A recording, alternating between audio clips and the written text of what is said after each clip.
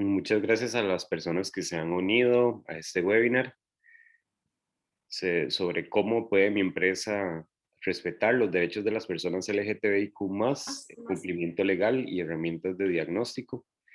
Les agradezco a todas las personas mantener su cámara y su micrófono apagados durante el evento y ya casi vamos a dar inicio.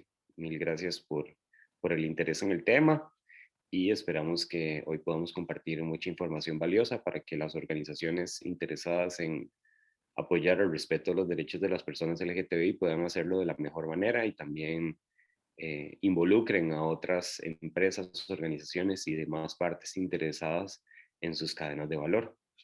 Sin más, vamos a dar inicio. Yo me presento con ustedes, yo soy Pic Castro, yo soy la persona encargada de la comunicación en la Alianza Empresarial para el Desarrollo.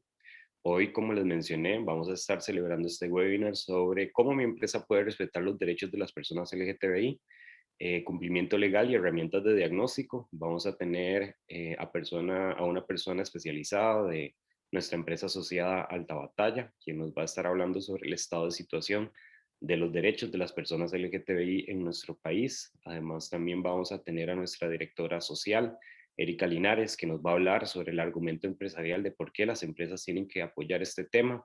Vamos a presentar una serie de herramientas que les pueden funcionar a su empresa u organización para gestionar este tema. Y finalmente también invitamos a tres de las empresas con las que trabajamos en esos temas para desarrollar un panel en el que conversemos un poco sobre las buenas prácticas, los retos, las lecciones aprendidas y muchas cosas que en la práctica quizás han sucedido con estas empresas y que a otras organizaciones que también van a iniciar este camino o ya están trabajando en este tema les pueden funcionar también para mejorar la gestión y para que finalmente promovamos en conjunto espacios de trabajo más respetuosos y saludables para todas las personas, en particular para las personas LGTBI. Les recuerdo, por favor, mantener los micrófonos apagados, por favor, para que no interrumpamos como con el orden del webinar. Les comento que, bueno, AED es una organización sin fines de lucro que promueve los modelos de negocios sostenibles y responsables. Tenemos ya 25 años de experiencia en este tema, en promover el desarrollo sostenible en Costa Rica y actualmente contamos con una membresía de más de 100 empresas con las que trabajamos en la identificación de sus impactos, tanto positivos como negativos, con el objetivo de reducir, eliminar o compensar todos esos impactos ambientales, sociales y económicos negativos y por otro lado potenciar los impactos positivos que puedan tener las empresas sobre el desarrollo sostenible. Desde esta línea, eh, desde AED lideramos la plataforma de articulación Pride Connection desde el 2014 aproximadamente, que es un grupo de empresas que promueven espacios de trabajo libres de discriminación para las personas LGTBI. Actualmente estamos en 35 empresas que forman parte de esta red y parte de las actividades que realizamos son estos espacios de capacitación y de compartir buenas prácticas para que otras empresas y organizaciones también puedan involucrarse en este tema y podamos como país avanzar hacia una cultura de respeto, una cultura de inclusión que no deje a nadie atrás, como dicen los objetivos de desarrollo sostenible. Entonces, bueno, ya les conté un poco sobre el orden del día, pero se los recuerdo acá. Vamos a conversar primero sobre el estado de situación de los derechos de las personas LGTBI. Luego vamos a tener a Erika que nos va a contar sobre el argumento empresarial de por qué las empresas tienen que comprometerse con este tema. Yo les voy a compartir una serie de herramientas disponibles que hemos desarrollado desde AED y que también otras organizaciones aliadas y organismos internacionales han desarrollado para trabajar en este tema. Y finalmente vamos a tener un espacio de panel con tres empresas que son IBM, EY y Accenture, que son tres empresas líderes en el tema LGTBI, que nos vienen a compartir hoy mucha información valiosa sobre cómo ha sido en la práctica trabajar en este tema y qué recomendaciones y qué lecciones nos traen para que las otras organizaciones también puedan aprovechar ese conocimiento. Finalmente, vamos a tener un espacio de preguntas y respuestas para que si ustedes tienen preguntas a lo largo del evento, las puedan hacer al final. No podemos atender tantas preguntas, pero vamos a estar pendientes del chat donde pueden colocar ustedes las preguntas y con gusto les vamos a atender. Finalmente, recordarles que este webinar está siendo grabado, así que si en algún momento tienen interés de compartirlo de manera posterior, les vamos a enviar un agradecimiento con el webinar y les vamos a enviar también la presentación donde vienen los vínculos y demás a las herramientas que vamos a recomendar. Y les invitamos a compartir este conocimiento abiertamente, que con ese objetivo se realiza. Sin más, quisiera presentarles a Luis Salazar. Luis es abogado asociado, perdón, en Alta Batalla, que es una de nuestras empresas asociadas del sector legal. Luis además se desempeñó como comisionado para asuntos de la población LGTBIQ+, en el gobierno saliente de don Carlos Alvarado. Y bueno, Luis es una persona que ha trabajado muy de cerca en estos temas y tiene mucho conocimiento, así que esperamos aprender mucho de él hoy y aprender también cuál es el estado actual y qué ha pasado en los últimos 2 años con este tema. Entonces le doy la bienvenida a Luis. Muchas gracias por sumarse y Alta Batalla también, nuestra empresa asociada, por el apoyo siempre en estos temas. Muchísimas gracias, Vic. Y inicio también con un agradecimiento especial a todas las personas que están presentes hoy para pues conocer un poco más en detalle sobre el estado de los derechos de la población LGBTIQ+ en Costa Rica, y también un agradecimiento a la EDE y a Pride Connection por organizar este evento justamente en el marco del 17 de mayo, el Día contra la Homo, Lesbo y Transfobia, celebrado el día de ayer. Para hoy les traje una presentación que se las voy a compartir por acá.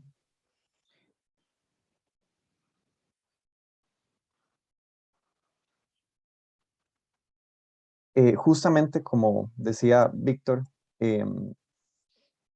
es un punto muy valioso conocer un poco más en detalle el estado de los derechos de la población LGBTIQ+ en el país, entendiendo que quizá en los últimos 6, 7 o hasta 8 años han sucedido cambios en la legislación trascendentales que han generado una transformación importante a nivel país. Pero antes de comenzar, como parte de la presentación, consideré necesario hacer eh, un estatus a nivel de datos que tenemos en Costa Rica sobre la población LGBTIQ+. Es importante hacer mención además que en Costa Rica las instituciones recogen muy pocos datos sobre la población LGBTIQ+. Eso significa que tenemos un enorme rezago en cuanto a la información sobre la situación social, económica y en derechos sobre la población LGBTIQ+. Sin embargo, hay algunos datos que voy a reflejar aquí y les voy a compartir, que son recogidos de algunas instancias no gubernamentales que nos dan muestra de alguna de esa situación que vive la población en el país. El primero, como pueden ver, a nivel de discriminación laboral, tenemos un estudio de la OIT elaborado en Costa Rica en el año 2016, en el que se demostró que entre un 15 a un 16% de las personas encuestadas de 4 empresas privadas y 4 empresas públicas, pero en este caso empresas privadas, dijeron sentirse discriminadas en sus centros de trabajo privado. Y a nivel público, también oscilaba entre un 13 y un 14%, prácticamente igual en ambas líneas, tanto a nivel público como a nivel privado. Esto también coincide con algunos datos a nivel europeo que dice que 1 de cada 5 personas se siente discriminado en su ámbito de trabajo. Y pensando en países que han tenido también enormes avances a nivel legal, podemos entender que se refleja de una forma similar aquí en el país. A nivel de centros educativos no tenemos datos certeros sobre el tema de la discriminación y el bullying en el país. Sin embargo, estos datos son recogidos a nivel mundial con respecto al bullying. Y estos datos reflejan que entre la mitad y 2/3 de las personas jóvenes LGBTIQ+ han sufrido bullying escolar en los centros educativos. También, en cuanto al suicidio, se tiene el dato de que las personas jóvenes LGBTIQ+ son 4 veces más propensas a cometer suicidio que sus pares heterosexuales. Y en el caso de personas trans jóvenes, también las cifras más altas, 10 veces más alta la cifra de cometer suicidio que la población en general. De hecho, ayer tuvimos un conversatorio con el MEP en Alta Batalla y nos decían que a la fecha, en este año, se han registrado 32 casos de bullying por razones de orientación sexual, identidad y expresión de género. A nivel de seguridad e integridad física tampoco tenemos mayores datos. Sabemos de algunos casos, por ejemplo, de crímenes de odio esporádicos que reflejan las noticias, pero no se hace un registro sobre esta información. Sí logramos recoger un dato interesante del Frente por los Derechos Igualitarios durante la campaña electoral en el año 2018, entre febrero y abril del 2018, en donde se reflejó que entre estas fechas que menciona aquí, entre el 4 de febrero y el 22 de marzo, el Frente por los Derechos Igualitarios, el FDI, había registrado 32 casos de violencia hacia personas LGBTIQ+. De esos 32 casos, un 68,7% fue por violencia verbal, es decir, insultos, improperios en vía pública, usualmente, y un 15,5% habían sido por violencia física. De esas 32 denuncias, 21 fueron registradas a nivel de la provincia de San José. Esto obviamente es una pequeña muestra, como les digo, de una fecha muy corta, pero que nos da la muestra de que efectivamente la población LGBTIQ+ en el país es propensa a sufrir de estas situaciones de violencia contra su integridad y también violencia verbal. En cuanto a libertad de expresión y discursos de odio, nótese que la Oficina de Naciones Unidas en Costa Rica elaboró un informe el año anterior, en julio del 2021, estudiando los discursos de odio que se reflejan sobre todo en redes sociales. De ese estudio se lograron recoger esta cantidad de conversaciones, 98.865 conversaciones, en las que el tema versaba sobre la orientación sexual o la identidad de género. Y de esas conversaciones, esa misma cantidad tenía una intencionalidad negativa o neutral. Y neutral, por ejemplo, aquí se refiere a una frase como esta, ¿verdad? No soy homofóbico, pero, y ahí viene un comentario abiertamente homo, lesbo y transfóbico. De esas conversaciones se logró recoger algunas entradas en donde venían algunos calificativos como los que menciono acá, y de esas entradas que utilizaban esos calificativos, el 78% provenían de perfiles de hombres. Y además se logró recoger como dato un uso extensivo de la palabra asco en esos comentarios. A nivel de registro civil también tenemos algunos datos interesantes, sobre todo con la entrada en vigencia del matrimonio entre personas del mismo sexo y además la posibilidad de cambio del nombre en las cédulas de identidad. Estos datos son reflejados por algunos medios de comunicación a partir de datos elaborados por el registro civil, y entre mayo del 2018 y enero del 2021, 585 personas habían cambiado el nombre, según su identidad de género autopercibida, a nivel del registro civil por medio de un procedimiento administrativo que se permitió a partir de mayo del 2018. Es decir, ya la gente no se necesitaba cambiar el nombre a nivel de un proceso judicial, sino ahora podía optar por el proceso a nivel administrativo que habilitó el registro civil. Y además de esto, entre mayo del 2020, cuando entró en vigencia el matrimonio, y mayo del 2021, es decir, en un periodo de un año, se habían inscrito ya 912 matrimonios. No tenemos todavía el dato de este año, o sea, a partir de 2 años de entrada en vigencia del matrimonio, para determinar cuánto ha aumentado la cantidad de estos matrimonios inscritos. Ahora bien, ¿cómo nos ve el mundo en cuanto a protección, particularmente sobre orientación sexual? Hablo aquí en este mapa porque es un mapa que elabora año tras año la Asociación Internacional de Personas LGBTIQ+, ILGA. Este mapa no lo elabora en relación con identidad o expresión de género, por eso quiero hacer este comentario aparte, para entender que esto se refiere únicamente a orientación sexual, pero aquí pueden ver en varios colores algunos países con tonalidades más oscuras, ¿verdad? Cafés o naranjas, y algunos otros países con tonalidades más azules, celestes. Costa Rica dichosamente está en esa lista de países donde hay mayor protección, ¿verdad? Y justamente en los países con estos últimos colores que mencioné, azules, celestes, es donde hay una mayor protección a nivel legal.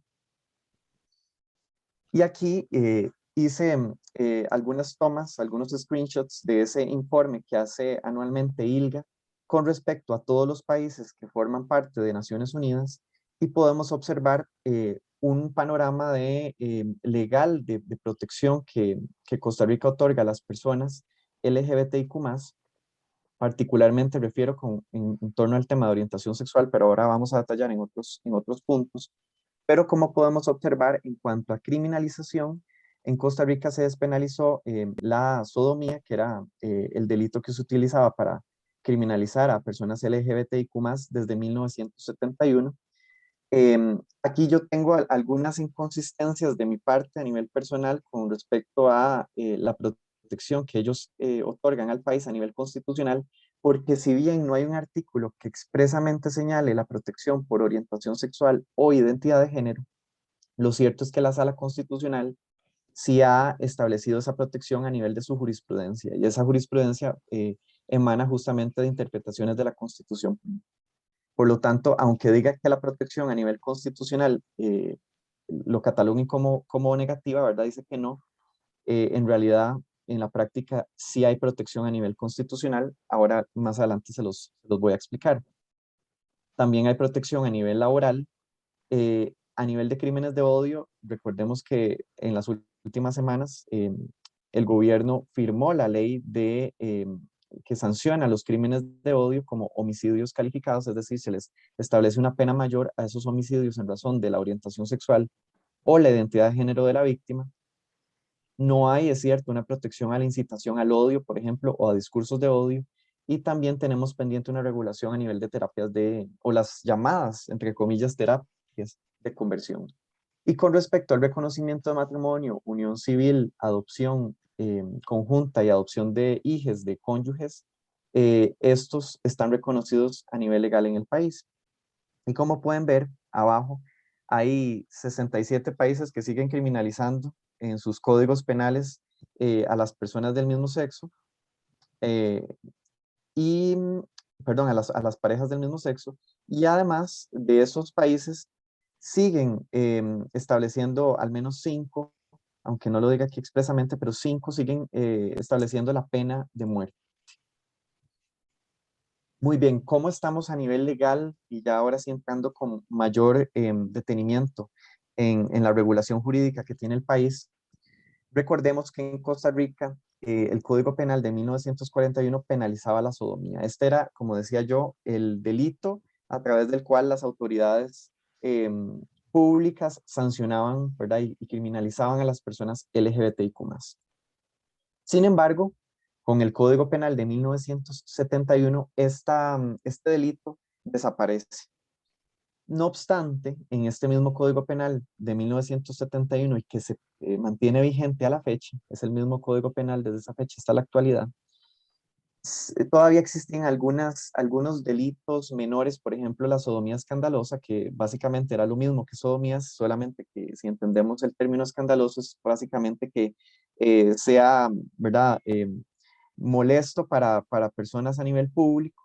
Esto no era un delito propiamente, sino una contravención, es decir, no se sanciona con pena de cárcel, sino con sanciones de multas.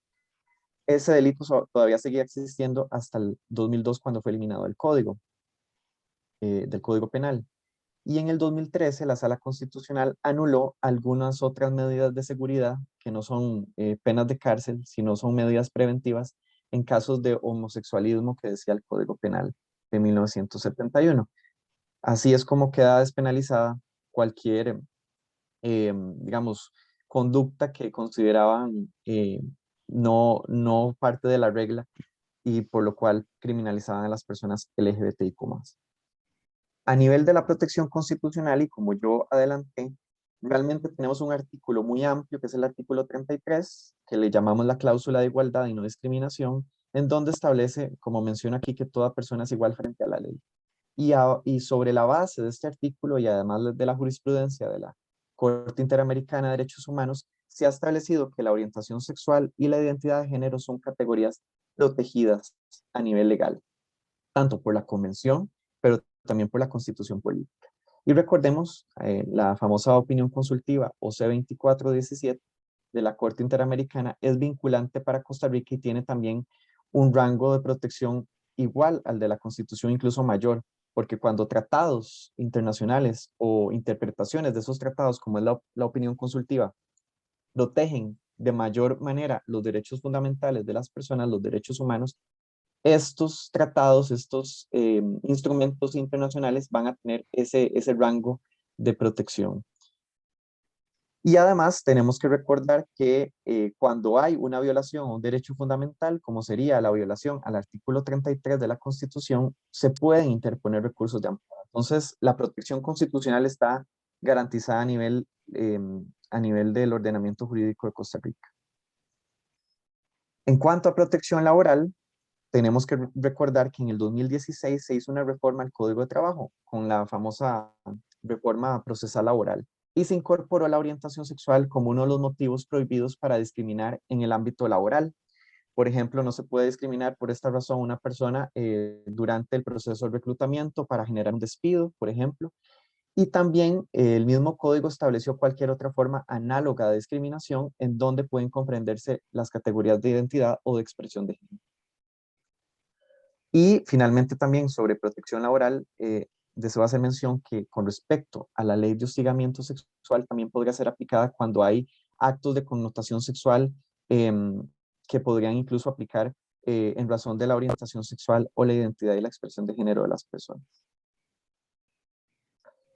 En cuanto a crímenes de odio, ya lo adelanté, hubo una reforma al Código Penal que fue firmada por el presidente de la República y aprobada por la Asamblea Legislativa, que entrará en vigencia apenas quede publicada en el Diario Oficial de la Gaceta, que incorporó este inciso al Código Penal del homicidio calificado. Y lo que establece es que el homicidio calificado, es decir, un homicidio que tiene mayor gravedad que un homicidio simple, se comete cuando la víctima haya sido, ¿verdad?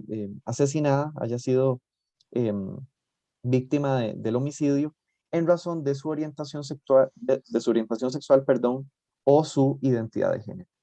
Por lo tanto, a partir del momento en que quede publicada la ley, en Costa Rica van a estar tipificados los crímenes de odio en la legislación. Con respecto al matrimonio y la unión de hecho, tenemos que recordar que desde el 26 de mayo del 2020 entró en vigencia el matrimonio entre personas del mismo sexo. Y me llamó la atención también compartirles este nuevo artículo 242 del Código de Familia, que es una reforma que también implementó la Asamblea Legislativa anterior para reducir la cantidad de años para que una unión de hecho sea consolidada en Costa Rica. Antes eran 3 años, ahora ustedes pueden ver como dice acá que cuando sea por más de 2 años. Antes decía 3 años, como les menciono. Y en esa reforma se utilizó un lenguaje neutro, porque antes decía que entre hombre y mujer, ahora como pueden ver, em, dice entre dos personas. Entonces también el texto ya queda adecuado a la resolución de la Sala Constitucional, que no es posible generar una discriminación en razón de la orientación sexual de las personas en un vínculo de unión de hecho o de matrimonio. Y también debemos recordar que a partir de estos vínculos, específicamente el matrimonio, se permite la residencia permanente a esa persona extranjera que tenga un vínculo con una persona costarricense. Además, por ejemplo, del derecho a heredar. En cuanto a la adopción y la filiación, es decir, el vínculo que hay entre papás, mamás e hijos, tenemos que observar algunos de los lineamientos que estableció el registro civil, que eso fue muy importante porque cuando entró en vigencia el matrimonio y la unión de hecho quedaron desconectados algunos artículos sobre el tema de la adopción y filiación, por ejemplo, el orden de apellidos, porque la ley dice que va primero el del padre y después el de la madre. Bueno, ¿qué sucedía en estos casos? En resumen, se permite, en primer lugar, la adopción conjunta a cónyuges, es decir, cualquier persona que esté en un vínculo de matrimonio o incluso también una pareja en unión de hecho se le permite la adopción conjunta. A partir de la entrada en vigencia, como digo, del matrimonio y de la unión de hecho entre personas del mismo sexo, la adopción conjunta se aplica en igualdad de condiciones. Igualmente la adopción de hijos, de cónyuge de esa persona, sin importar la orientación sexual o la identidad de género de la persona que es cónyuge. Se acepta también a nivel del registro civil la comaternidad a través de la presunción, la llamada presunción de paternidad que dice el Código de Familia, ahora también se presume como de maternidad. Es decir, cuando hay dos mujeres en unión de hecho o dos mujeres casadas, se va a permitir esta comaternidad. Además, el registro civil permite la afiliación extranjera. Por ejemplo, si un hijo de dos hombres o dos mujeres está registrado en el extranjero como hijo de estas dos personas, en Costa Rica se va a registrar tal cual sin ningún tipo de, digamos, de disposición en contrario. Además, se permite la licencia para adopción, que está ahora con una reforma al Código de Trabajo se va a poder repartir entre las personas adoptantes, sin importar si son dos hombres o son dos mujeres. También las parejas hoy en día pueden escoger el orden de apellidos en el registro y además recordar que hay una licencia de 3 meses para la persona gestante. En realidad el código dice para la mujer, ¿verdad? Para la mujer que da a luz, pero en realidad aquí debe aplicarse en igualdad de condiciones a cualquier persona gestante. En cuanto al reconocimiento de la identidad de género, tenemos que recordar que se generó un cambio en el nombre a través de un proceso administrativo. Este cambio es posible gracias a una resolución del Tribunal Supremo de Elecciones. Además, se eliminó la categoría del sexo en las cédulas de identidad y además en la búsqueda en línea que el registro civil permite hacer a cualquier persona. No se permite, eso sí, la rectificación del sexo, es importante hacer mención de eso. Entonces, no hay un reconocimiento pleno de lo que dijo la opinión consultiva de la Corte Interamericana con respecto a este punto de la rectificación del sexo según la identidad de género. Y tampoco se permite el cambio de nombre a las personas menores de edad bajo el proceso administrativo que permitió el registro civil. Es decir, hoy las personas menores de edad solo pueden cambiar su nombre por medio de un proceso judicial, es decir, ante un juez, una jueza, un proceso que es bastante más engorroso porque incluso obligan a pedir un criterio al Ministerio Público, es decir, a la Fiscalía, como si la persona que se cambiara el nombre fuera una persona criminal, ¿verdad? Adicionalmente a esto, el Poder Ejecutivo reconoce a nivel administrativo el cambio de nombre y sexo según identidad de género. Ustedes no sé si recordarán un caso de una persona extranjera trans que logró cambiar el DIMEX con todos los componentes tanto de nombre como sexo según su identidad de género. Y además tenemos que recordar que la Caja habilitó desde el año 2018 un protocolo de hormonización para las personas. A nivel educativo, recordar que tenemos un protocolo de atención del bullying contra población LGBTIQ+, y se establecen algunas disposiciones como el uso del baño neutro, la privacidad y la confidencialidad en estos casos, porque antes cuando habían casos de bullying, el centro educativo comunicaba a los papás y mamás y puede ser que más bien eso generara situaciones de discriminación. Entonces, este protocolo específico establece que la privacidad y confidencialidad van a ser garantías durante el proceso y solo ante una solicitud de la persona menor de edad se le puede comunicar a la familia, porque puede que esto implique ¿verdad? El que saquen a esta persona del closet sin que lo haya consentido. Y también un punto muy importante es el respeto y el uso del nombre elegido, aun y cuando no lo hayan cambiado en sus documentaciones, por ejemplo, en la tarjeta de identidad de personas menores. Con esto finalizo diciendo cuáles son los pendientes que como país aún tenemos en cuanto a garantizar los derechos de la población LGBTIQ+. En primer lugar, nosotros no tenemos una legislación que prohíba y sancione las prácticas llamadas terapias de reconversión.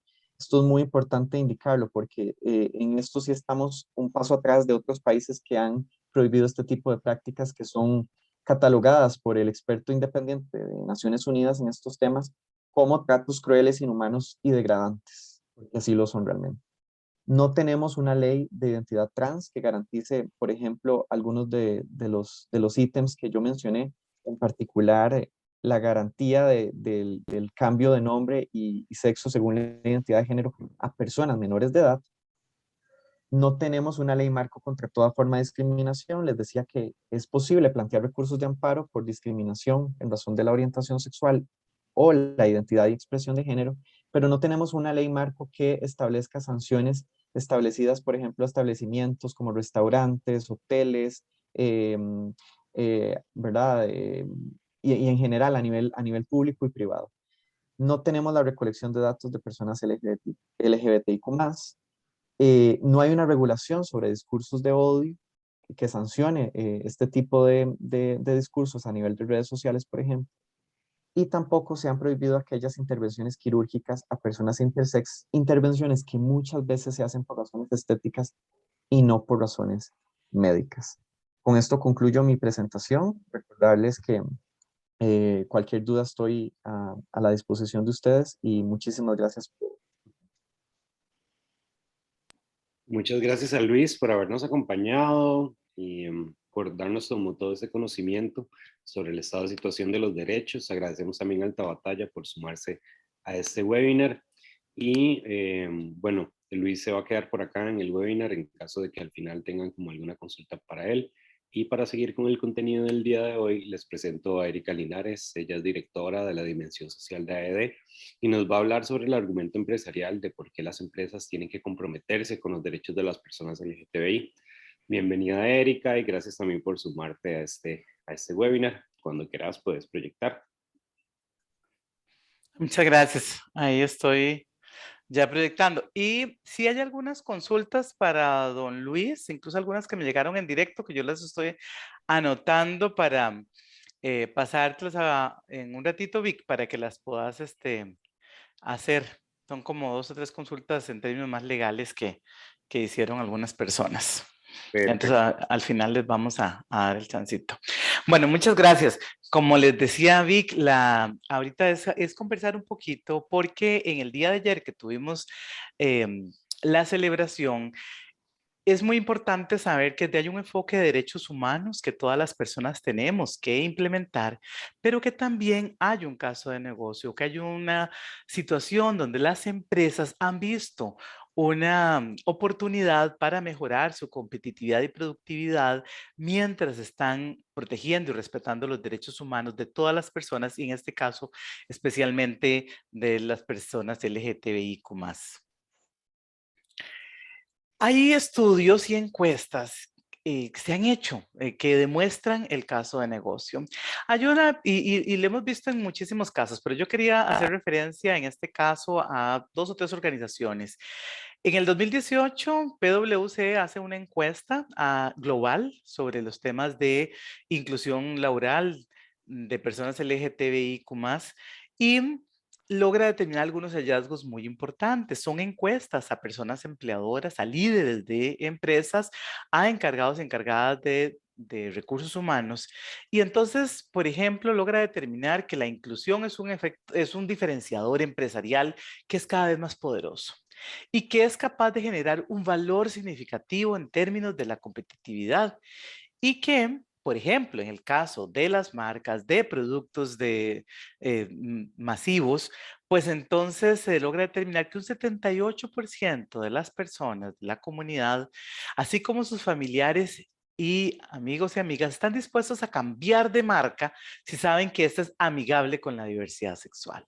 Es decir, cada vez hay consumidores y consumidoras que tienen una inclinación a apoyar determinadas marcas. Esto lo hemos visto en caso de las marcas que tienen también una afinidad con los temas de personas con discapacidad, marcas que están derribando los roles tradicionales en términos de igualdad de género, etcétera, ¿verdad? Entonces, que cada vez la diversidad es más valorada por las personas consumidoras, sin importar muchas veces el precio.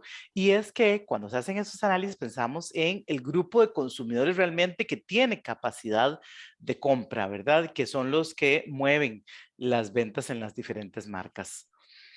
Esta misma encuesta también nos viene a decir un dato importante desde el punto de vista de los empleadores encuestados. Y es que el 96 de quienes se encuestó, que fueron cientos, han dicho que tener una política de inclusión les permitió acceder a un mejor talento. Y aquí es donde comenzamos a ver cómo esto, el eliminar barreras en el proceso de contratación, viene a permitirnos esta mejora en la productividad. Hay una señora que se llama Iris Bonet, que yo siempre la menciono cuando hablo sobre sesgos inconscientes, que ella hace una explicación y dice que las políticas de diversidad e inclusión atraen al mejor talento porque las empresas eliminan las barreras que le impedían, muchas veces inconscientes, acceder a este mejor talento. Las de las principales ficciones que las empresas tienen, y lo he repetido varias veces, es pensar que tenemos un proceso absolutamente meritocrático, objetivo, sin sesgos. Y cuando comenzamos más bien a plantear, tendremos sesgos, habrá algunas barreras en la actitud de las personas, en los procedimientos, en las entrevistas que aplicamos, cuando comenzamos a cuestionarnos esto y a implementar medidas para disminuir estas posibilidades, es cuando nos saltan a la vista personas que tal vez habíamos dejado o que hubiésemos dejado por fuera en otros momentos.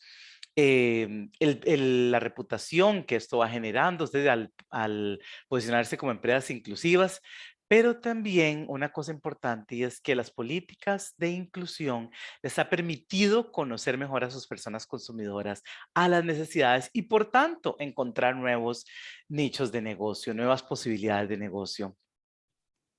Otra cosa importante nos decía, en este caso, una organización que se llama Catalyst y un estudio de Deloitte en el 2017, que habla, por ejemplo, para el 2030, gran parte o la mayoría de la fuerza laboral va a ser millennial, o en el 2050 de la mayoría, en el 2030 gran parte.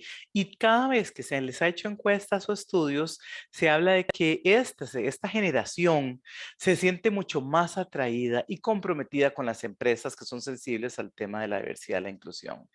Pero además, estas empresas que tienen culturas y políticas inclusivas son más creativas y más innovadoras y generan una mayor compromiso, una mayor sentimiento de pertenencia de parte de las personas colaboradoras cuando ellos identifican que su empresa hay un compromiso con la igualdad y con la inclusión.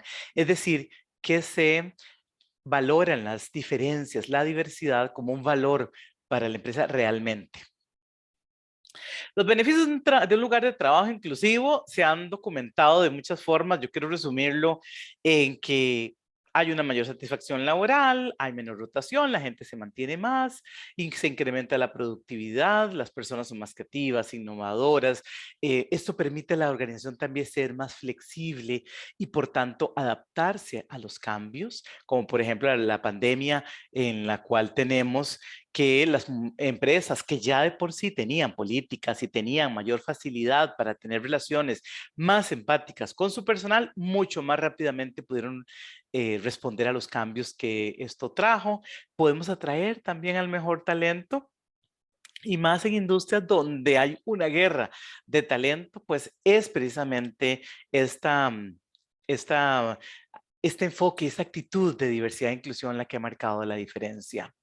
Sin embargo, el tema es que los beneficios que hemos hablado, esa promesa que vemos, porque esto que yo les he dicho, ustedes los han escuchado un montón de veces. Nada más les puse tal vez un estudio nuevo que no habían visto o algunos datos, pero esto ya lo hemos escuchado constantemente, que hay una promesa de productividad, competitividad, mejor alcance de objetivos si tenemos diversidad e inclusión, pero no son automáticos. O sea, estos beneficios de la inclusión no son automáticos. Es necesario generar una cultura de diversidad en la empresa que la considere como un valor y que trascienda el discurso. Esta señora que yo siempre pongo en todas las capacitaciones, que es Donna Verna Myers, ya ustedes han oído mucho esta frase sobre que ella explicaba de una forma muchísimo más claro esta gestión de la diversidad, es que la diversidad es que te inviten a la fiesta y que la inclusión es que alguien te saque a bailar. Entonces, como que en realidad es como las personas que diversas que estamos en las organizaciones podemos sentirnos realmente incluidas, es decir, con las mismas oportunidades, con las mismas responsabilidades, con los mismos derechos para poder desarrollarnos integralmente en el trabajo, ascender y gozar de todos los beneficios que una organización pretende. Y además porque recordemos algo también que siempre decimos en AED, la OIT nos ha dicho que el trabajo es el medio para lograr las más altas aspiraciones personales que, que tenemos todas las personas. Es decir, es la forma para lograr el proyecto de vida. Y eso es posible solamente si ese trabajo nos permite incorporarnos plenamente en toda nuestra diversidad. Es decir, para poder tener inclusión hay que gestionar la diversidad. Y como decía el CEO de una empresa asociada nuestra, siempre lo decía, si no abrazamos la diversidad como un valor para la empresa, poco o nada vamos a percibir de tener la cantidad de gente diversa que por lo general ya tenemos en las empresas. Y por eso es que el compromiso público de la alta gerencia es clave, porque es lo que va a apoyar a generar esta cultura organizacional. Ahora vamos a hablar de la Declaración de San José, pero lo importante es que haya un compromiso público de las altas autoridades como ese mensaje y ese mandato, que genere además un ambiente laboral donde las personas podamos mostrarnos cómo somos, que no perdamos este tiempo, esfuerzo y energía en estar ocultando nuestra orientación sexual, no poder expresar, hacer nuestra la expresión de género que tenemos o decir cuál es nuestra identidad de género en estos casos, porque son espacios en los cuales esto no se permite. Por ejemplo, poner en el escritorio la foto de mi esposa, si yo, si yo soy, por ejemplo, una persona, una lesbiana que se casó con otra mujer, y todo el mundo tiene la foto de los chiquitos, los perritos y toda la cosa, pero yo no puedo poner la foto de mi familia porque esto no sería bien visto. O si yo soy una jefatura, no puedo mostrar que soy lesbiana porque esto puede resultar como un poquito para las personas dudosos sobre mi capacidad profesional, que hemos visto que son los sesgos principales que se ven en las empresas. Hay que hacer capacitación y sensibilización en todos los niveles. Es decir, eso es algo constante. Es necesario que incluso los mandos medios, a veces nos encontramos con altas gerencias que dicen, sí, yo me comprometo, el compromiso público, pero ahí para abajo la cosa no se manifiesta así, es terrible. Y los mandos medios es importante porque generando liderazgos inclusivos, realmente vamos a hacer que esta cultura de inclusión se disemine. Recordemos que la gente hace lo que sus líderes hacen y no lo que dicen. La capacidad para abordar los temas críticos en la empresa hay que generarla. Si hay situaciones inmediatas que atender, por ejemplo, tenemos personas trans en transición, tenemos resistencia de algunas personas a los temas de diversidad e inclusión, la empresa tiene que tener la capacidad, equipos, personas o incluso buscar aliados o socios que le ayuden con estos pequeños temas críticos que a veces pueden ser muy grandes y que pueden implicar el respeto de los derechos humanos de las personas, porque algunas empresas optan entonces por no proteger a la persona, por ejemplo, la persona trans, sino más bien por dizque proteger al resto que está en contra o que se siente de alguna forma ofendido, y entonces estamos cayendo en una violación de derechos humanos por ir por la vía que de repente es fácil. Y por eso es que decimos que hay que gestionar el recurso humano de una forma empática, personalizada, revisar procesos y sesgos, dudando de qué es lo que está pasando y revisando siempre lo que está en la organización. Diagnosticarse. Es decir, la única forma de que la empresa realmente pueda identificar, de acuerdo con los estándares, las expectativas de las partes interesadas, cómo está mi nivel de diversidad e inclusión, en este caso la población LGTBIQ+, es que haya un diagnóstico. Y ahora Vic nos va a hablar sobre una herramienta de diagnóstico recién lanzada por el Pacto Global y las Naciones Unidas. ¿Cómo están los números? ¿Qué situaciones? Hemos tenido reportes, situaciones de discriminación. Hay que documentar todo esto para poder realmente avanzar en esto. Y finalmente, gestionar la diversidad implica tener planes con metas definidas para los cierres de brechas de qué? De este diagnóstico que hemos hecho, de estas brechas que encontramos en temas de respeto, en temas de beneficios, en temas, por ejemplo, de casos de discriminación, de algún tipo de bullying o acoso laboral o sexual que hayamos identificado. Pero también tenemos que identificar que haya políticas inclusivas en todos los ámbitos. Esto nos lo facilitó mucho la reforma laboral procesal, pero también la aprobación del matrimonio para todas las personas hace 2 años, ¿verdad? Sí fue lo que, lo que tenemos, 2 o 3 años, ya ni me acuerdo con esto de la pandemia, pero con este tiempo que todos los beneficios, programas familiares, todos sean para todas las personas. Y finalmente, algo decisivo para mandar el mensaje claro. Desde la alta dirección, el compromiso también implica que haya sanciones para quienes incurran en actos discriminatorios. No puede haber impunidad, porque si no, entonces las personas sienten que de nada vale todas las campañas, cosas bonitas, sensibilización, charlas políticas, ¿verdad? Pero que en realidad no están creando un compromiso real, porque cuando pasa algo de discriminación, no hay sanciones, no pasa nada. Entonces estamos dando el mensaje totalmente contrario sobre que nos importa la diversidad, como decía el estudio de McKinsey. Esto principalmente lo quería compartirles ahora sobre ese tema de la importancia de que tenemos un marco legal, como lo estableció Luis, al respecto, que nos protege y nos da obligaciones a las personas y a los centros laborales, que hay que cumplirlo, pero que además las empresas tienen la oportunidad de incluir para su competitividad y productividad, como lo han demostrado los estudios, esta gestión, pero que esto no es automático, sino que requiere realmente que las empresas se comprometan, se diagnostiquen, hagan planes y realmente tengan una cultura de inclusión en la empresa. Muchas gracias. Te paso la palabra, Muchas Vic. gracias a Erika. Muchas gracias a Erika por presentarnos toda esa información valiosa de por qué las empresas tienen que gestionar este tema. Yo ahora les voy a hablar sobre algunas herramientas que tenemos disponibles, desarrolladas por AED y también desarrolladas por otras organizaciones aliadas y también organismos internacionales.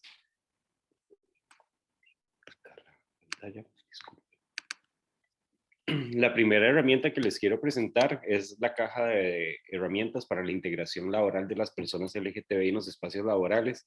Este fue un esfuerzo que desarrolló AED ya hace algunos años y recopila no solo toda la parte de terminologías relacionadas con el tema de personas LGTBI, sino que también incluye algunas herramientas para generar procesos de capacitación, sensibilización y educación en relación con este tema a nivel interno en las empresas. Es una herramienta que está disponible de manera gratuita y se desarrolló en su momento gracias al apoyo de la Embajada de Canadá. Ahorita en el chat, mi compañera Karen Betancourt les va a compartir el link de esta herramienta para que ustedes la puedan aprovechar a nivel interno. Incluye también como muchas referencias de otros instrumentos, estudios y demás que también ustedes pueden emplear para gestionar este tema a nivel interno.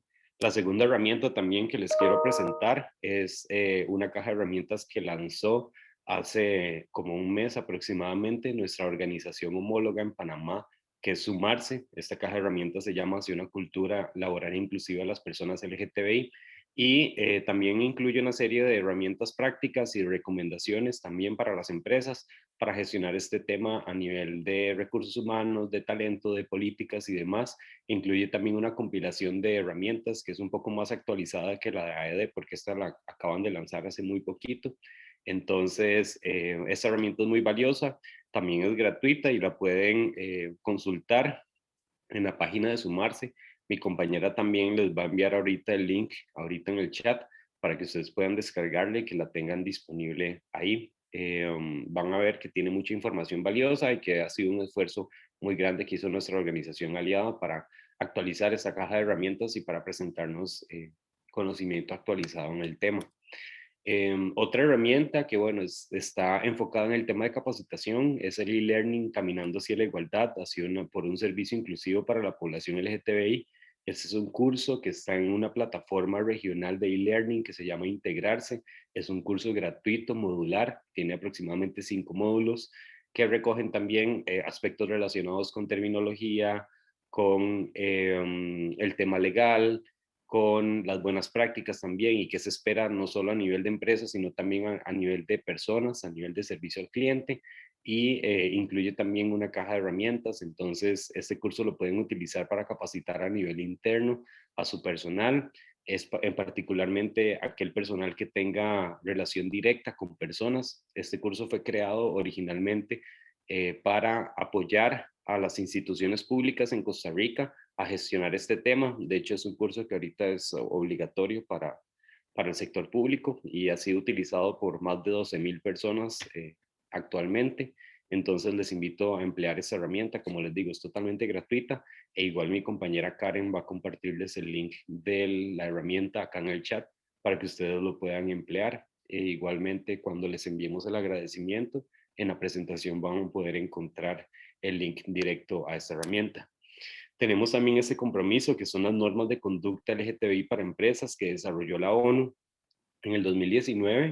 La ONU, apoyado en su oficina de derechos humanos, creó estas normas de conducta. Son 5 normas de conducta que comprenden las obligaciones y responsabilidades que tienen las empresas en relación con el tema de personas LGTBI. También incluye una serie de recomendaciones prácticas y también incluye una serie de casos empresariales a modo de ejemplo. Son normas que no son certificables, pero son una muy buena referencia y herramienta para que las empresas puedan saber hacia dónde deben dirigir sus esfuerzos si quieren sumarse a el respeto de los derechos de las personas LGTBI. Ligado a estos compromisos, a estas normas de conducta que lanzó Naciones Unidas en el 2019, tenemos también una herramienta de diagnóstico que fue lanzada el 27 de abril pasado. Es una herramienta que está ligada a las normas de conducta de Naciones Unidas y lo que permite es que las empresas pueden hacer un análisis de cómo es su estado actual en relación con el respeto de los derechos de las personas LGTBI, que puedan diagnosticar sus prácticas, sus políticas, que tienen, que no tienen.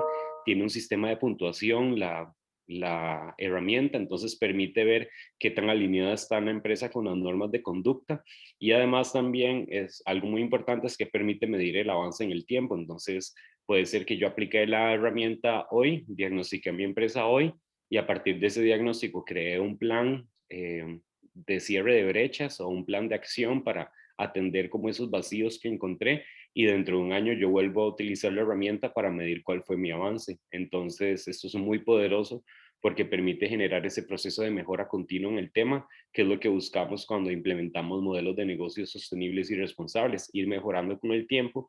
Y si bien se sabe que no se pueden atender todas las prioridades o necesidades en un mismo momento, sí se puede establecer como un orden e ir avanzando de manera periódica para que la empresa vaya gestionando todos los riesgos asociados al tema de discriminación hacia personas LGTBI.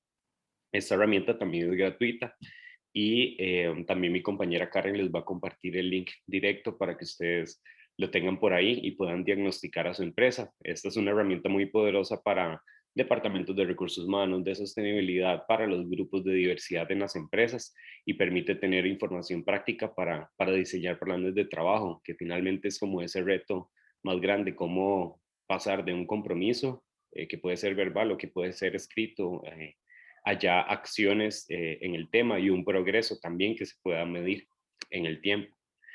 Ese es otro compromiso y es una herramienta que desarrolló AED. Esta es la sexta, séptima ocasión que lanzamos la Declaración de San José. Son 10 principios en contra de la discriminación hacia personas LGTBI y a favor de los derechos de las personas LGTBI. Es un esfuerzo que se hace de manera anual. Normalmente hacemos la convocatoria en mayo y hacemos la presentación oficial de las empresas firmantes en junio. Ya la declaración 2022 está abierta para que las empresas puedan postular y puedan hacer su proceso de compromiso. Este compromiso implica varios puntos o varias etapas. Lo primero es que la empresa se comprometa a nivel general con la declaración. Se pide que la empresa firme la declaración y además luego se comunica abiertamente a diferentes públicos de interés, medios de comunicación y otras empresas que la empresa está comprometida.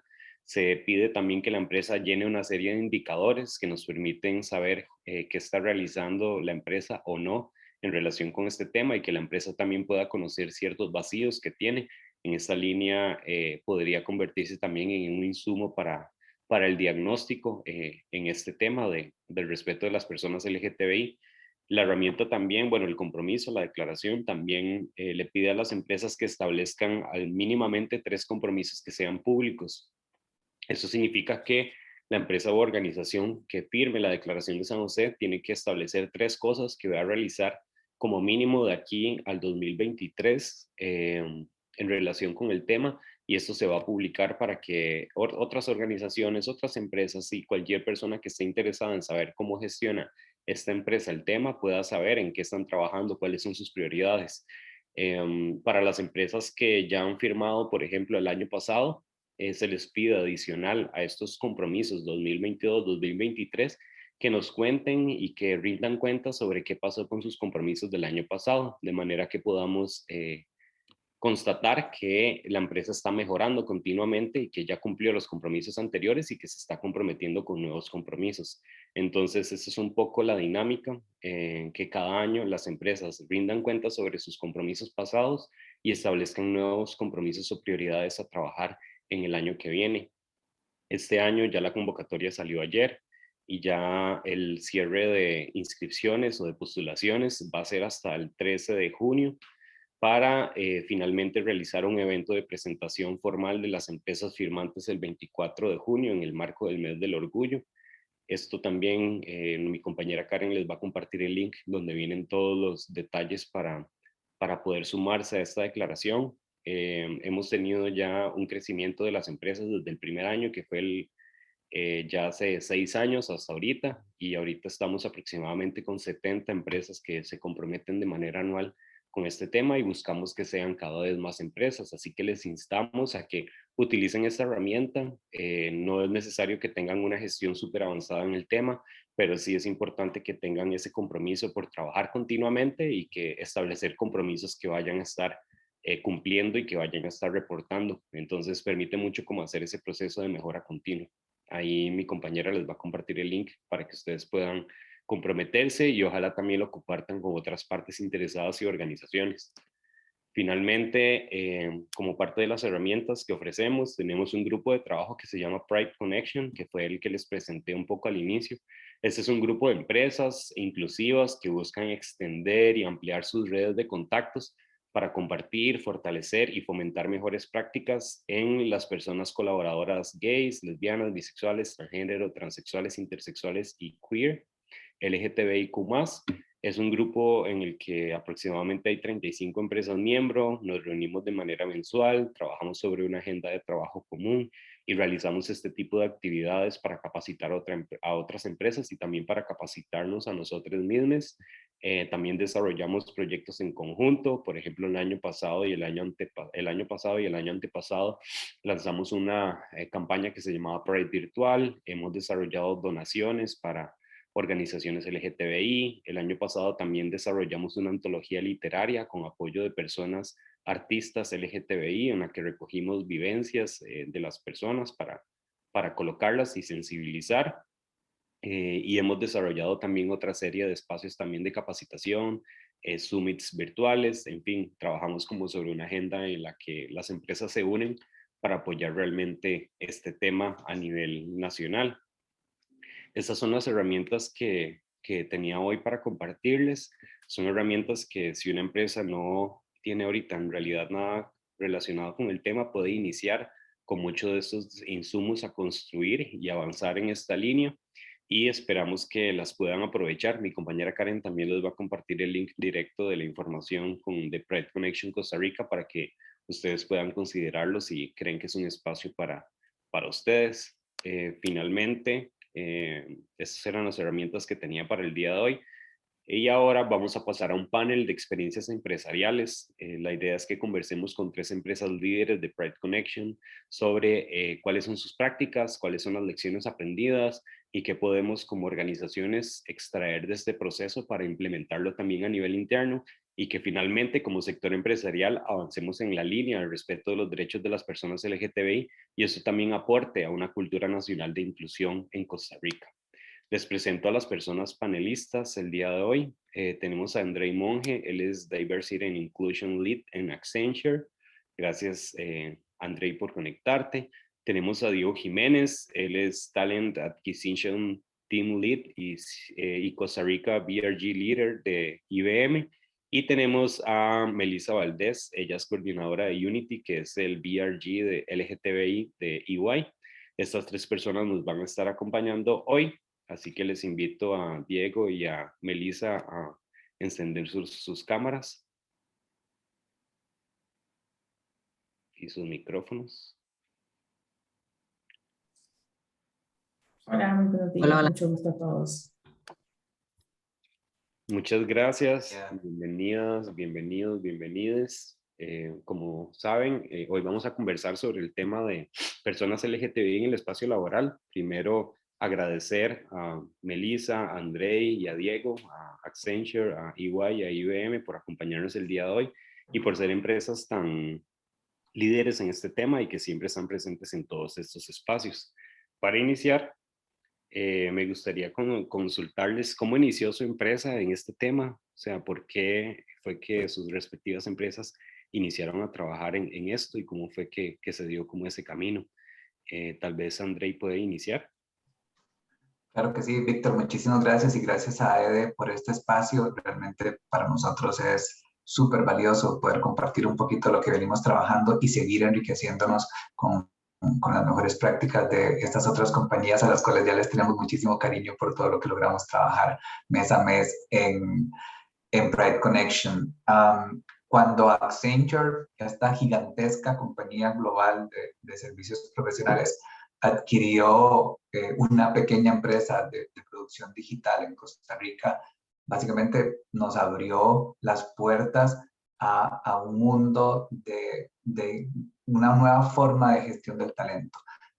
Ahí fue donde empezamos nosotros como Accenture Costa Rica a partir de ese momento a identificar las mejores prácticas que tenía la compañía para gestionar su talento alrededor del mundo y empezar a implementarlas en Costa Rica. Algo que en ese momento ni siquiera pensábamos localmente, cómo reconocer las uniones entre personas del mismo sexo con los mismos derechos y las mismas garantías que tenían las uniones de personas heterosexuales. Te estoy hablando de 12 años, cuando el país ni siquiera empezaba a tener formalmente la conversación sobre el matrimonio igualitario, pues fue realmente una gran ventaja para nosotros poder identificar esas mejores prácticas a nivel global y empezar a implementarlas.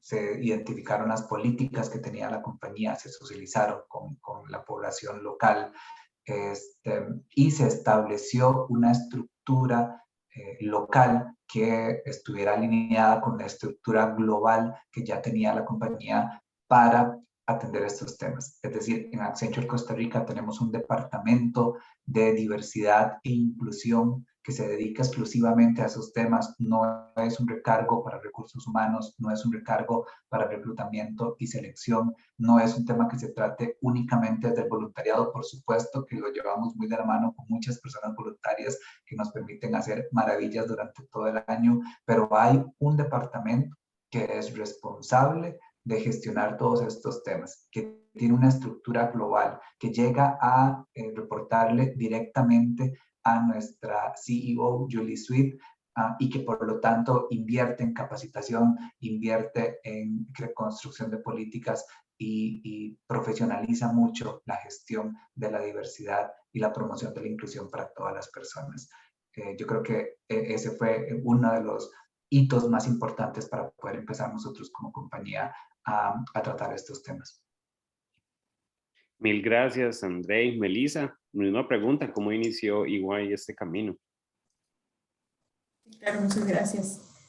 Bueno, realmente EY tiene, como sabrán, tiene presencia global y en muchos otros países pues ya habían iniciado a aplicar estas iniciativas enfocadas en las personas LGTBI+. Y bueno, en esta región todavía no se había iniciado este viaje y se decidió que era el momento ya de iniciar en este camino tan importante. No podíamos seguir quedándonos atrás.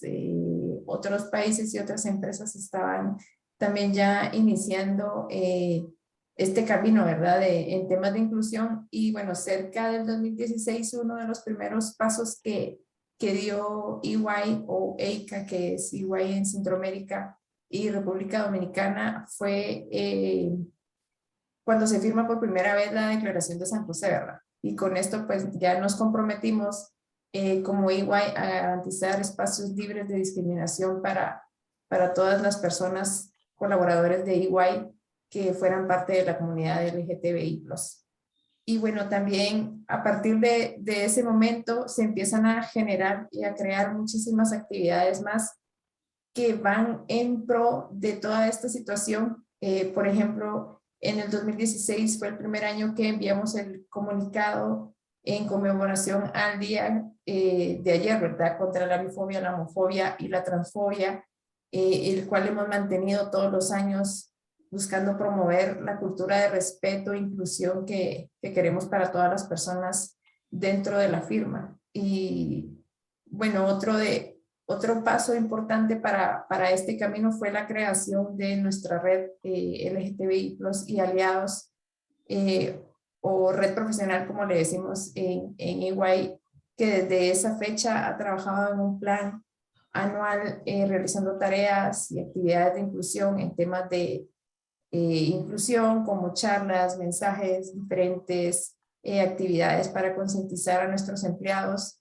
Actualmente esta red está integrada por personas de todos los niveles de ranks y de los 7 países que tenemos que forman parte de EICA, ¿verdad? Que es presencia en toda Centroamérica y también en el Caribe, que es República Dominicana. Mil gracias, Melissa. Diego, igual pregunta, ¿cómo inició IBM y cómo ha evolucionado también el tema en la empresa desde que iniciaron? Claro, bueno, lo primero es como que IBM realmente trae la diversidad en su ADN, ¿verdad? Desde la creación mundial de IBM y ya desde el 2013 se hablaba de tema, perdón, 1913 se hablaba de temas de diversidad. En este caso, incluso ya para 1913 había contratación de personas racializadas y de mujeres, ¿verdad? Que incluso en los Estados Unidos todavía no existían políticas de este tipo.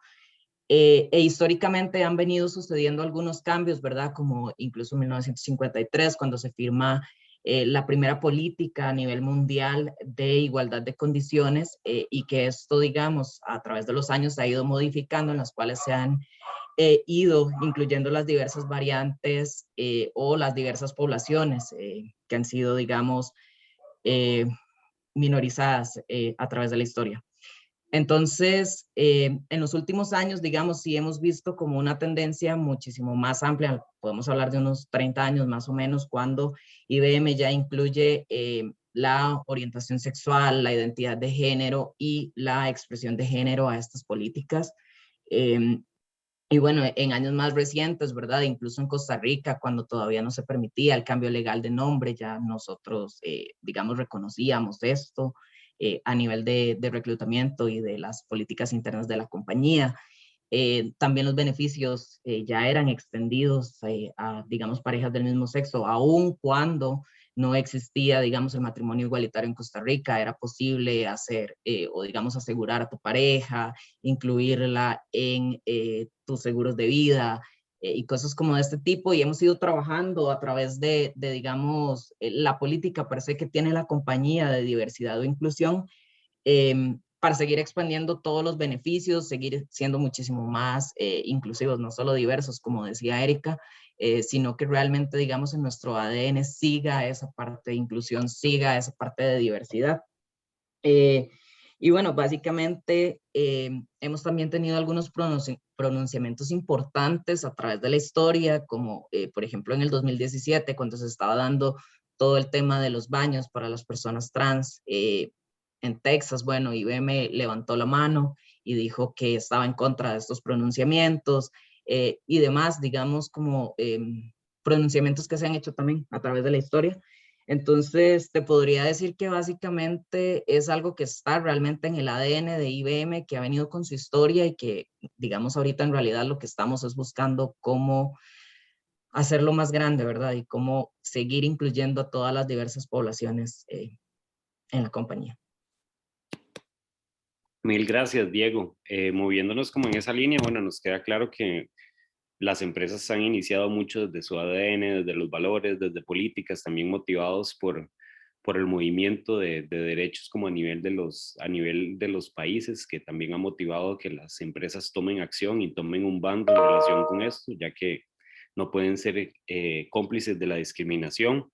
Siguiendo en esta línea, quisiera consultarles cuáles son las principales acciones que actualmente realiza la empresa, cuáles podrían decir que son como esas mejores prácticas que tienen sus organizaciones con el tema.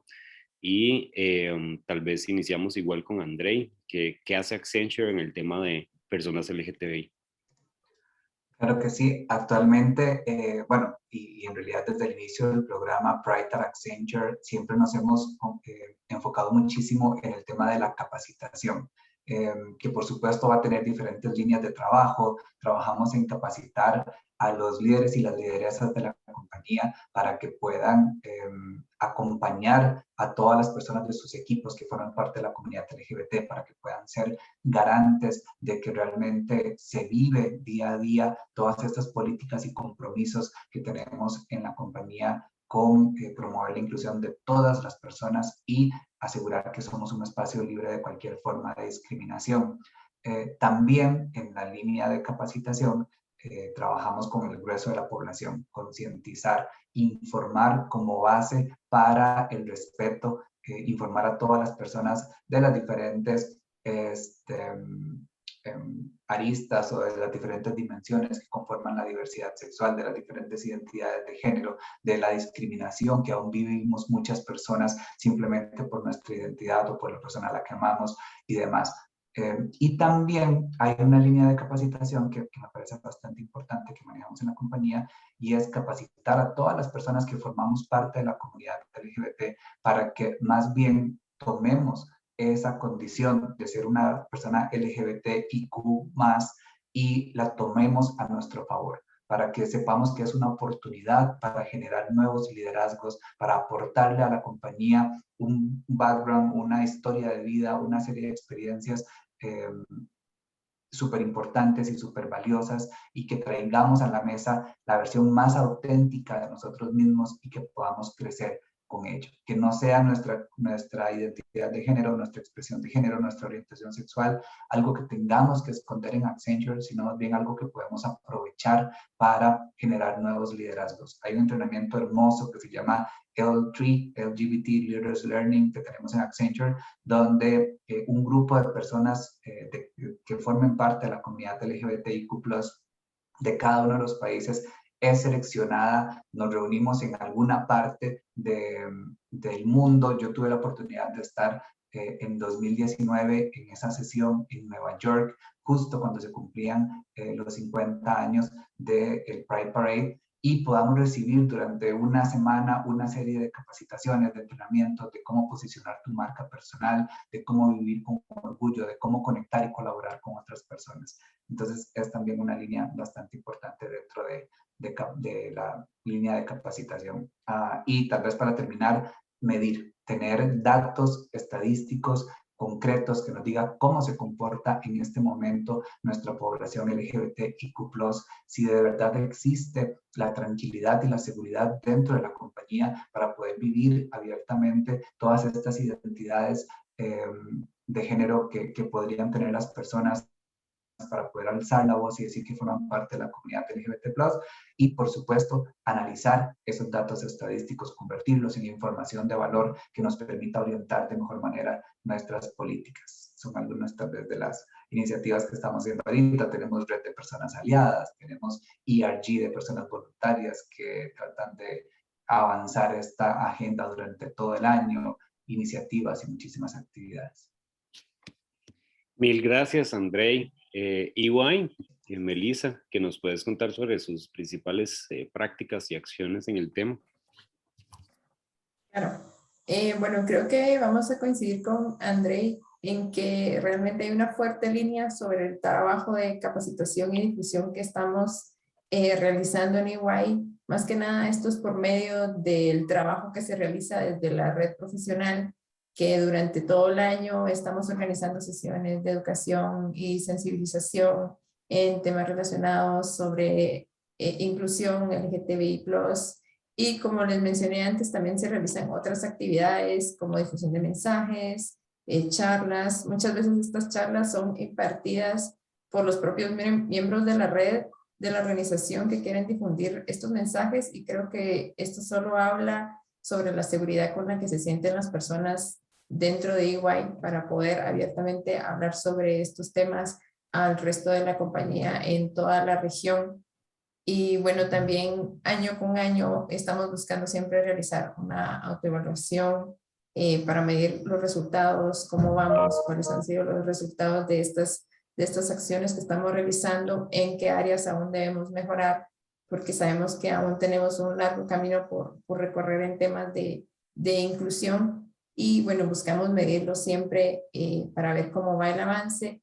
Y también creo que otra gran acción importante que se ha realizado en EY es que, como sabrán, en el año 2020 se aprueba el matrimonio igualitario entre parejas del mismo sexo en Costa Rica, pero EICA, que está conformado por otros países de la región de Centroamérica, Panamá y República Dominicana, y bueno, en estos países aún no se ha aprobado el matrimonio entre parejas del mismo sexo, pero desde EY se aseguró que los beneficios para los empleados sean iguales en todos los países, por lo que los empleados de EY que se encuentren en unión de hecho con personas del mismo sexo pueden inscribir en el seguro médico a su pareja, sea hombre o sea mujer, lo pueden inscribir sin ningún problema, y creo que esta es una de las grandes acciones que hemos realizado como EY en busca del camino de la inclusión, ¿verdad?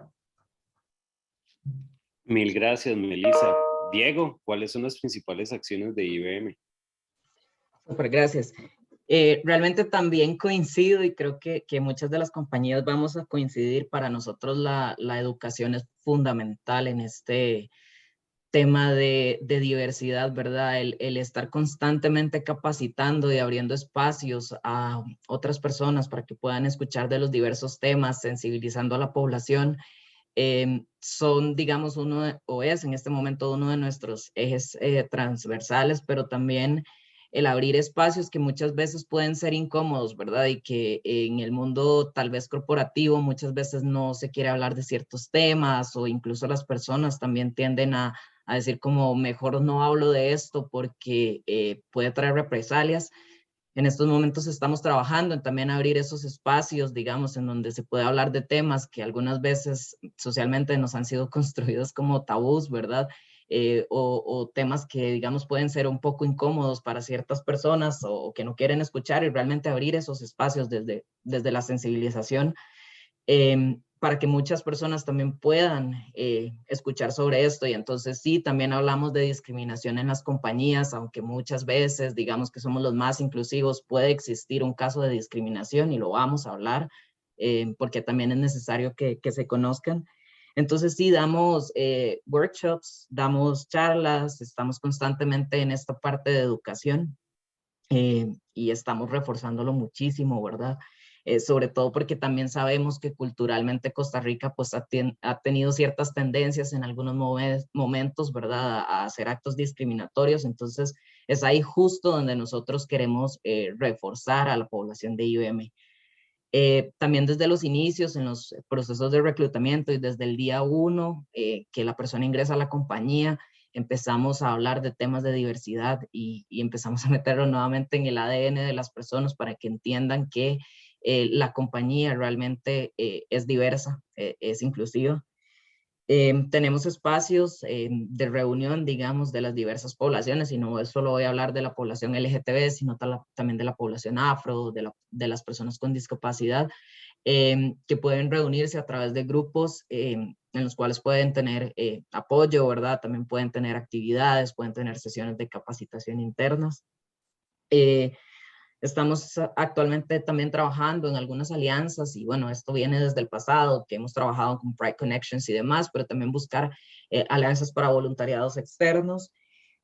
Y bueno, te podría en realidad decir como un montón de cosas. También tenemos espacios de denuncia, digamos, si vos en algún momento fuiste alguna persona que sufrió discriminación, podés hacer la denuncia. Obviamente, bueno, están todos los espacios digamos, para abrir esa denuncia con tu manager y demás, pero si no te sentís a gusto con esta persona para hablar de ciertos temas, también puedes abrir denuncias anónimas y abrir investigaciones en la compañía y, digamos, llevarlo también a un espacio en el cual se hará análisis y luego, posteriormente, digamos, harán espacios de sensibilización a la persona que hizo, pues, este acto de discriminación. Entonces, pues a grandes rasgos te puedo mencionar eso, entre muchas otras cosas que tiene la compañía, pero podría decirte que esos son como los más importantes por ahora. Mil gracias, Diego. Y bueno, en esta línea también, bueno, sabemos que han desarrollado varias acciones y que ha sido como todo un proceso de evolución y de madurez de esas acciones también. ¿Cuáles han sido los retos que han encontrado y como esas lecciones aprendidas a raíz de trabajar en este tema? Y bueno, particularmente ustedes tres que han liderado los esfuerzos. Entonces, desde su experiencia como profesionales y dentro de sus empresas, ¿cuáles han sido como esas barreras y esos retos y esos posibles obstáculos que otras personas también van a encontrar? Andrei. Yo creo que las limitantes locales muchas veces han sido uno de los principales retos que hemos tenido que lograr sortear para poder ofrecerle ese estándar de mejores prácticas que tiene la compañía a nivel global a nuestra población de Costa Rica, particularmente en este caso.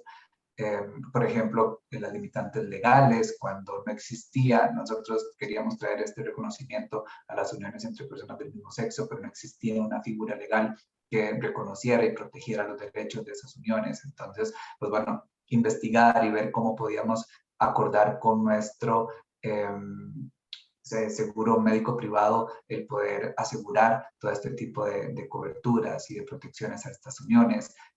Hace algunos años, cuando empezamos con la investigación para poder ofrecer una cobertura médica a los procesos de transición de las personas trans, pues de nuevo, ya tal vez no era una limitante legal, aunque sí también no existía un procedimiento claro en la caja en ese momento que nos permitiera también avanzar con mayor celeridad este proceso de cobertura médica, pero también había muchas limitantes comerciales, ¿verdad? Proveedores que tal vez no veían un business case en ofrecer este tipo de servicios y que tuvimos que empezar a abrirlo. Acá, súper importante para nosotros haber pertenecido a Pride Connection, a AED y poder avanzar en un bloque, empresas como EY, como IBM, como muchas otras empresas que no están tal vez acá hoy, pero haber podido avanzar en bloque estas negociaciones con estos grandes proveedores también funcionó muchísimo.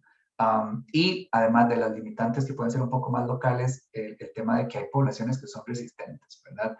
Tal vez cuando hablamos de los derechos humanos de las personas con discapacidad, existe un mayor consenso, es más fácil hablar de la lucha contra el racismo, por ejemplo, pero lamentablemente y particularmente en nuestra población latinoamericana, existe aún muchas poblaciones resistentes al discurso de la inclusión de las personas que formamos parte de la comunidad LGBTIQ+. Entonces también encontrar la manera de poder acercar a la inclusión de todas las personas, a las personas resistentes, pues ha sido uno de los retos gigantescos. Nosotros estamos apostando mucho actualmente por la interseccionalidad, por el concepto de interseccionalidad y dejar de ver nuestros esfuerzos de inclusión como islas, ¿verdad? No hablar un día de equidad de género y otro día completamente diferente, hablar de inclusión de comunidad LGBTIQ+, y otro día hablar de lucha contra el racismo, sino empezar a articular todas esos esfuerzos. Y entonces, en el marco del Día Internacional de las Mujeres, hacemos nuestro encuentro también de mujeres queer de Accenture Costa Rica.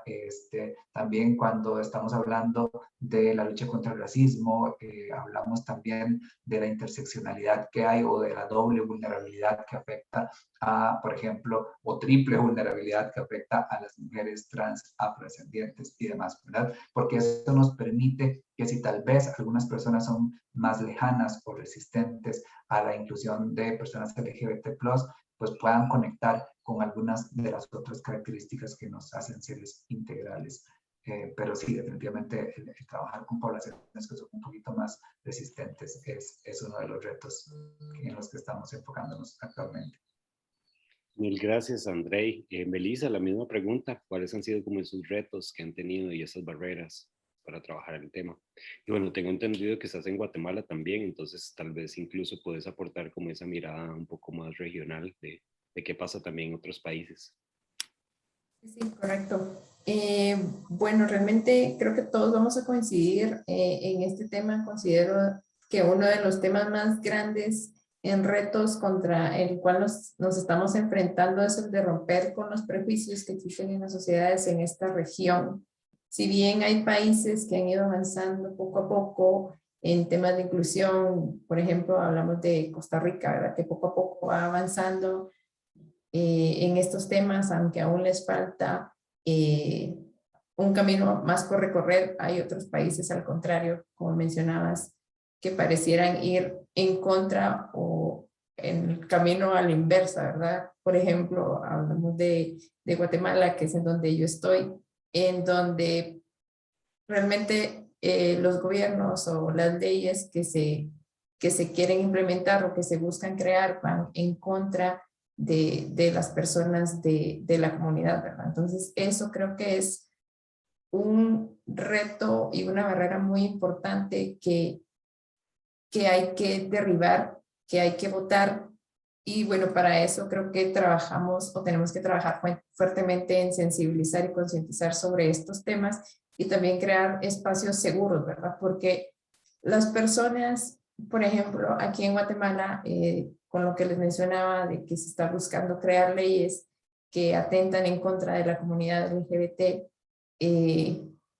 nosotros tenemos que hacerlos que se sientan seguros, aun cuando el país está buscando lo contrario, ¿verdad? Que es ponerlos en evidencia, hacerlos de menos, decir que no existen y que lo que están haciendo está mal.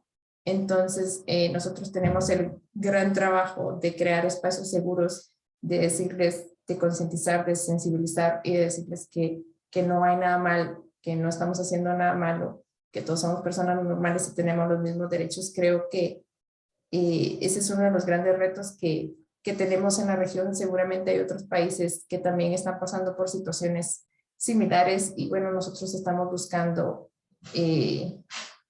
darle la vuelta a esta situación, ¿verdad?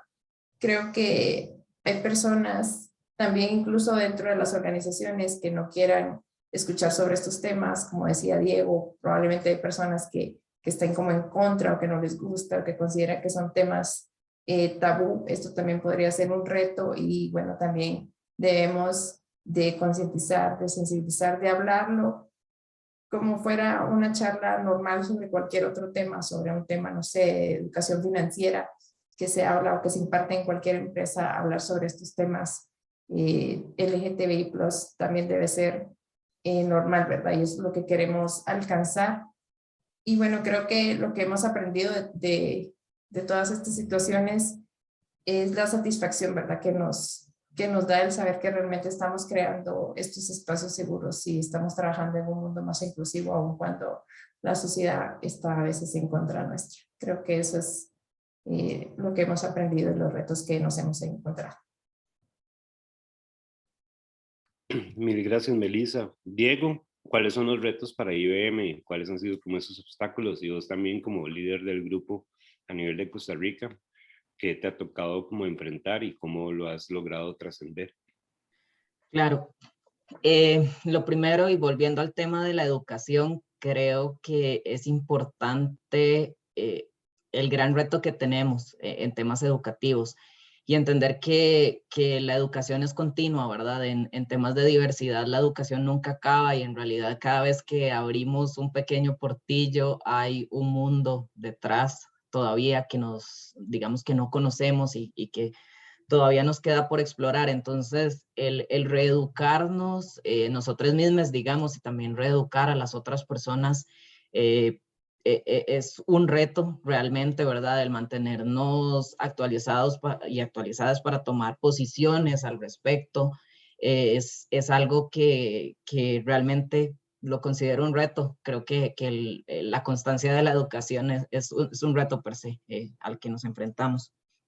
Y también el cómo aprender a educar desde la sensibilidad y desde el entendimiento, ¿verdad? Muchas veces cuando esa otra persona tiene una postura que tal vez es contraria a la nuestra y realmente lo único que queremos es decirle que es incorrecta su postura, el tomar un paso atrás y realmente tener ese entendimiento, tener esa sensibilidad para ver desde dónde viene su posición y poder entonces entrarle por otra parte, es complejo. Entonces creo que es un reto. Como bien lo hablábamos, también existe mucha resistencia, ¿verdad? Con el tema LGTBIQ+, digamos, y siempre vamos a encontrar esa resistencia en todas las partes sociales en las que nos incluyamos. Entonces, romper con esa resistencia, abrir los espacios nuevamente y tal vez desde un espacio de entendimiento es un poco complejo, pero bueno, es parte de lo que nos toca. Y creo que también quienes trabajamos en el mundo corporativo, ¿verdad? El tener que lidiar con agendas, tener que lidiar con tiempos muchas veces para que las personas quieran capacitarse, para que se quieran involucrar en voluntariado, para que quieran llevar acciones, es un poco complejo. Entonces también ese reto de cómo, digamos, sacamos a las personas de este mundo que muchas veces consideran lo productivo o lo que está asignado a su rol y empezar como a sacar tiempo para temas de diversidad, pues muchas veces se nos dificulta realmente. Y podría decir que hay dos cosas también adicionales que hay que agregar. Muchas veces cuando la gente piensa en la comunidad o la población LGTBIQ+, piensa que la lucha acabó en el momento en que Costa Rica obtuvo, digamos, el matrimonio igualitario y que ahí fue donde justo llegamos al punto máximo de los derechos que podíamos buscar.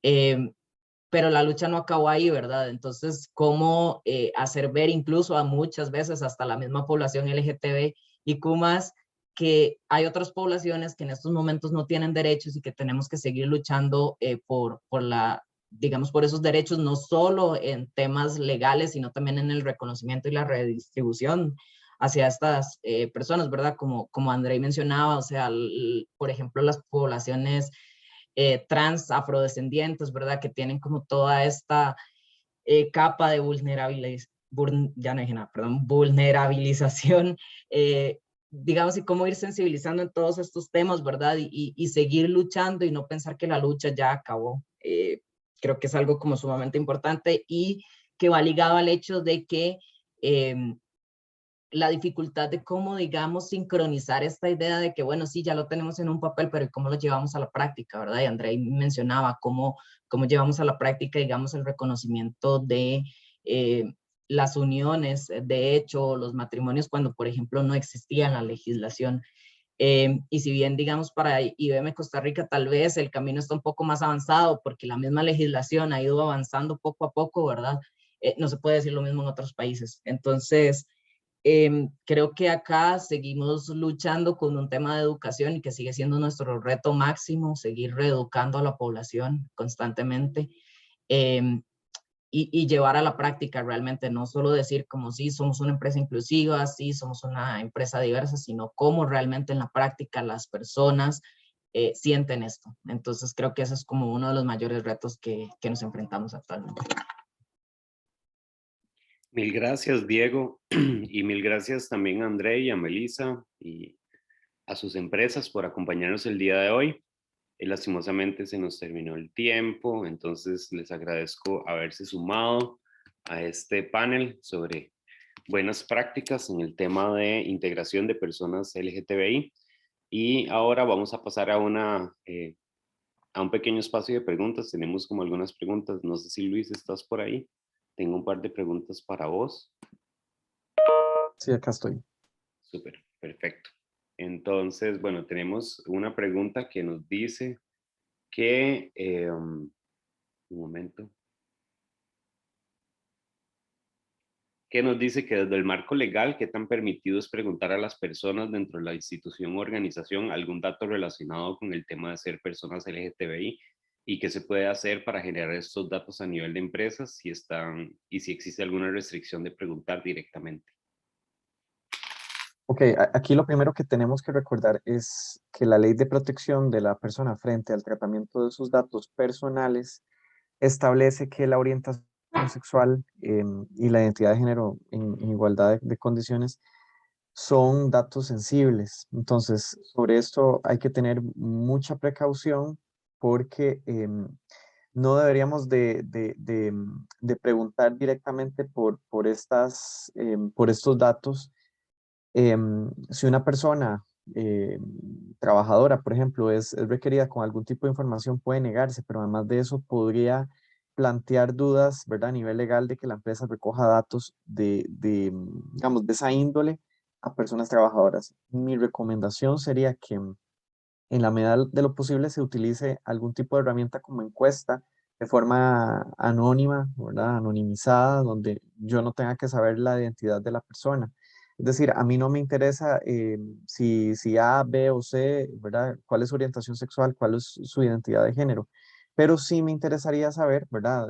Me pongo en la posición de lo que consulta José David. Me interesaría saber, bueno, cuáles son las situaciones que esa persona enfrenta en el ámbito laboral o esas personas. Con una encuesta de esta índole, me parece que cumpliría con esa finalidad y podría arrojar datos muy valiosos. Un ejemplo de estos fue, de hecho, la encuesta que compartí yo dentro de los datos que observamos de la OIT, que se hizo con 4 organizaciones privadas y 4 públicas. Y de eso se arrojaron datos interesantes que le pueden servir a la empresa, a la organización en cómo mejorar, ¿verdad? En temas de diversidad e inclusión. Entonces, uno no debería de preguntarse, es un tema bastante complicado este. Yo recuerdo cuando estuve como comisionado que se trabajó, se hizo una metodología para recolección de datos, pero al final de cuentas lo que más interesaba era que las instituciones que se encargan de esta recolección de datos, por ejemplo, el INEC, sean las responsables de llevar a cabo este tipo de información. Eso sería mi parte sobre esa pregunta. Perfecto, ligado a esta misma pregunta, nos consultan cuál es la palabra correcta para indicar el sexo en las bases de datos de una empresa. Entonces, tal vez si nos podemos referir a esto, al tema de preguntar sexo, género en las encuestas o en los instrumentos de recolección de información de recursos humanos. Y creo que en esto también nos podrían apoyar las empresas si nos pueden contar un poco cómo lo gestionan a nivel interno, si alguna quiere compartir. Esto es muy variado, trasciende más allá de lo legal. Lo que yo les podría decir es que hay algunas experiencias, unas buenas prácticas.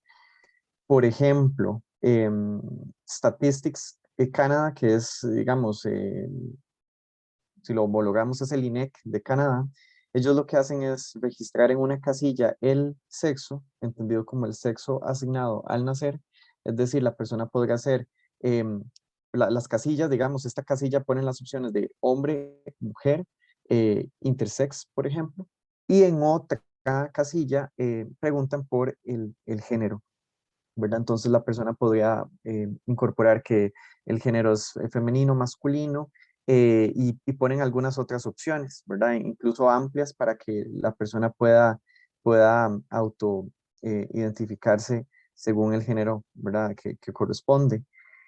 De hecho, a partir de estos datos es que Statistics Canada hace digamos, una correspondencia entre ambas variables para definir, por ejemplo, si hay una persona trans, por ejemplo, ¿verdad? Cuando no hay una correspondencia entre el sexo que fue asignado al nacer y el género con el cual la persona se autopercibe. Eso es una posibilidad. Hay otras variables. Yo podría más bien compartirles, si les resulta de interés, esta metodología de elaboración de datos que se había trabajado en su momento con UNFPA, el Fondo de Naciones Unidas para Poblaciones, con el INEC también, Presidencia, y justamente Canadá también apoyó. Creo que ahí pueden venir algunas experiencias interesantes, además de esta que les digo, no es una regla, ¿verdad? O sea, no puedo decirles yo qué es lo más correcto o lo incorrecto. Efectivamente habrá algunas que no son ideales, ¿verdad? Por ejemplo, simplemente poner dos opciones de es hombre o mujer, ¿verdad? Pero como les digo, hay diversas opciones. Creo que vale la pena tal vez compartir este instrumento. Se los puedo compartir en este link, como link en el chat que tenemos aquí en el evento. Tal vez para compartir un poquito la experiencia de nosotros en Accenture, existe cierta parte del proceso de reclutamiento y selección en el que hacemos un levantamiento de los datos que estamos legalmente llamados a solicitar por una cuestión de los datos que nos pide luego incluir, por ejemplo, un contrato laboral, ¿verdad? El dato de sexo asignado a nacer de la persona y demás. Sin embargo, más allá de recabar esos datos que vamos a necesitar posteriormente para poder dar o para poder construir estos documentos, existe toda una plataforma ya interna de la compañía en la que la persona identifica su propia identidad de género. Bueno, inclusive nosotros levantamos algunos otros datos que nos interesa tener, como la orientación sexual y demás, de forma anónima, de forma privada, de forma segura, que simplemente pues, nos da una serie de estadísticas globales y que nos permite identificar cómo se está comportando nuestra población, dónde tenemos que fortalecer y trabajar. Pero el tema de identificar cuál es mi identidad de género, cuáles son mis pronombres, cuál es mi nombre preferido. Hay personas, ya sabemos que existen muchísimas más opciones actualmente o que existe la opción actualmente de poder hacer mi cambio de nombre y de identidad en las plataformas formales del país. Sin embargo, hay personas que aún no lo han hecho tal vez y perfectamente podrían hacerlo estableciendo un nombre preferido en estas plataformas de la compañía. Y lo que siempre decimos es que cuando trabajamos por la inclusión, por el diseño universal de los procesos, de las plataformas, no solamente trabajamos para una población en particular, ¿verdad? El poder definir nuestro nombre preferido en la compañía, cómo queremos que se establezca nuestro Enterprise ID o nuestro correo electrónico, por ejemplo, no solamente va a funcionar para una persona de la comunidad LGBT, ¿verdad? También le puede funcionar a una persona cisgénero, heterosexual, que por alguna razón no quiere ver reflejado, por ejemplo, el apellido de alguno de sus familiares en la forma en la que constantemente se le va a tratar en la compañía. Entonces, siempre el apostar por estas prácticas más inclusivas abre la puerta y abraza a muchísimas más personas de las que tal vez inicialmente estábamos pensando cuando generábamos la posibilidad. Mil gracias, Andrei. Y bueno, ya con esta pregunta finalizamos el webinar de hoy.